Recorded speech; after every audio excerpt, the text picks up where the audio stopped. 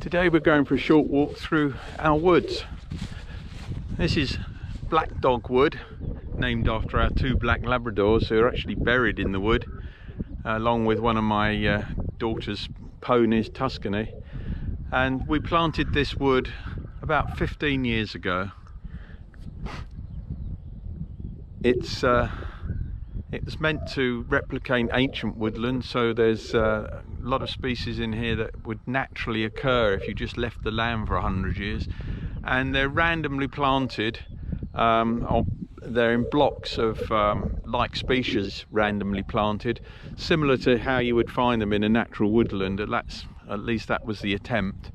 And the way we did that was to cut little squares up.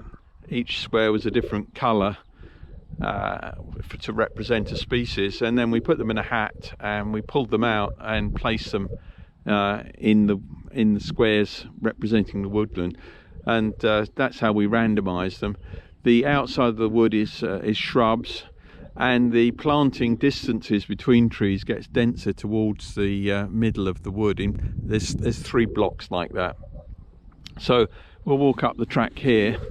The hedgerow on the right was all newly planted at the same time. As you can see, it's doing very, very well. All the hedges we planted on the farm are fantastic and glorious now. Took a long time to get going because we didn't use any guards on them, but we lost very, very few. In the woodland, we did put guards on, and we put plastic mulch around the trees.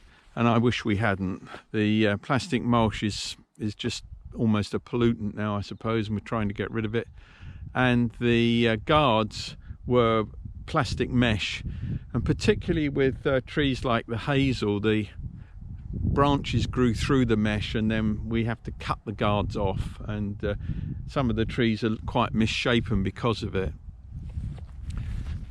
So we'll walk up the little track here, and starting to get overgrown. We'll have to cut this so we can walk up it nicely. The woodland is 1 hectare in size, about 2.5 acres, and previously it was just part of a field. It was cropped, and the field was named Pea Tree, one of the only fields on our farm that had a proper sort of name when we came here.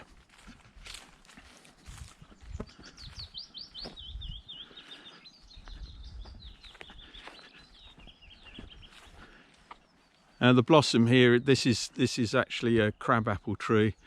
There's crabapple in here. These are ash.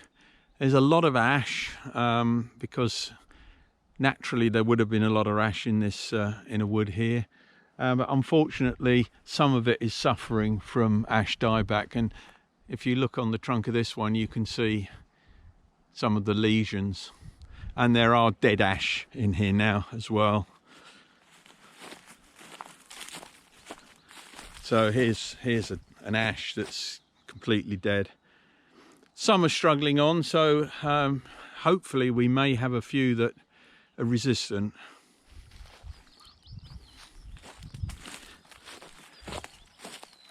This is black thorn ahead of us here. You can see the blossom is just going on it now, and it spreads like wildfire in this soil, which is a bit of a problem on the margins, but it does have its benefits as well. In the middle of this, you can see an oak popping up, and the blackthorn is really thick, and it actually prevents the deer going in and ring barking the trees. Some of this we probably will cut back if it gets too big a plot.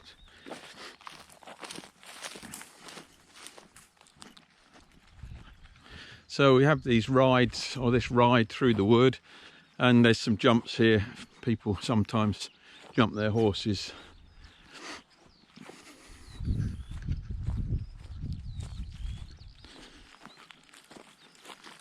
Now the oak is doing well. No leaves yet. They'll get their leaves a bit later. And here we have a little glade. And I mentioned that two of our dogs were buried here. So as Safi, Dexter, who were Labrador cross German pointers, and Tuscany, which was Amy's first pony.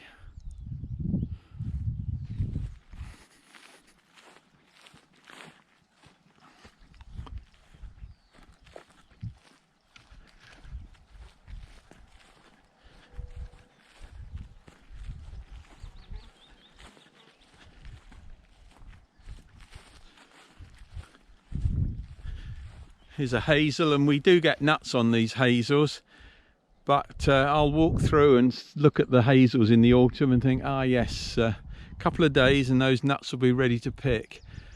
And 2 days later when I come back, they've all gone, and not sure what's eating them. I've not seen squirrels here, and I hope we haven't got them because we've just planted a nut orchard, but something has them and always gets there before me.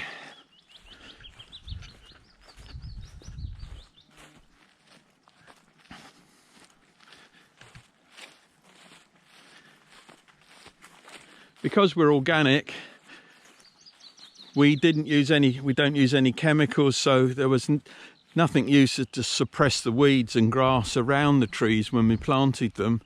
And because they're randomly planted, it's not possible to cut between them easily with a mower. You can't get a tractor in, and so they've really had to fend for themselves, and that's meant they've been slow to get going.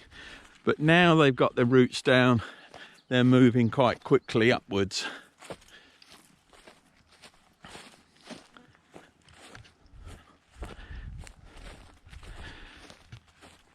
And so 16 years ago, this all looked like this.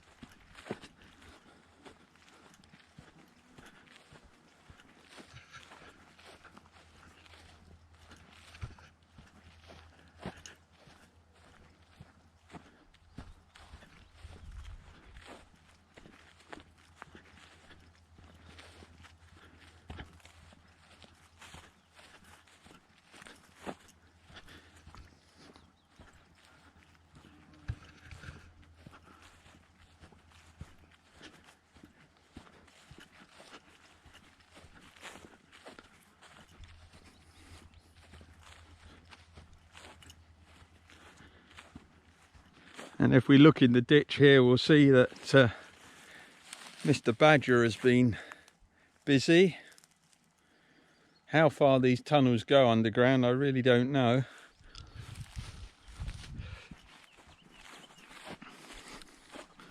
We'll see a bit more in a moment, badger activity. We have a couple of wildlife cameras, and almost wherever we put them at night, we always seem to capture badgers, some muntjac deer, hares.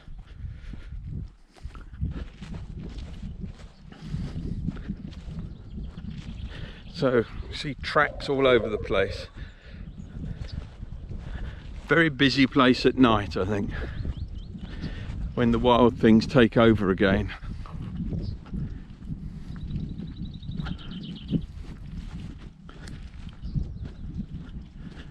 And we're just coming up to the main badger set, and you can see the pathway in, and there's the front door down there. And when we've had the wildlife camera here, we've seen 2 of them together. There may well be more in there. I really don't know much about the private life of badgers, but I love to see them.